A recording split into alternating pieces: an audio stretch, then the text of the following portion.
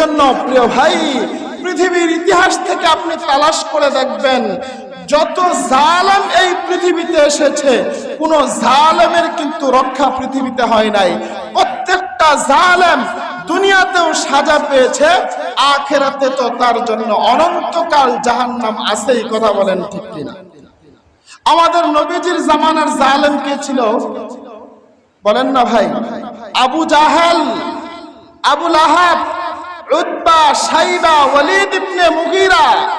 শুধু জালেম ছিল না, যেই মানুষটা ৬৩ বছরে একটা মিথ্যা কথা পর্যন্ত বলে নাই, সেই মানুষটাকে এমন পরিমাণ জুলুম করেছে, এমন পরিমাণ নির্যাতন করেছে, এমন পরিমাণ নিপীড়ন করেছে, যার জুলুমের শিকার হয়ে আমার নবীজি তার জন্মভূমি ত্যাগ করে মক্কা থেকে মদিনায় যাইতে বাধ্য হয়েছে। আপনি কি মনে করেন এটা সাধারণ জুলুম?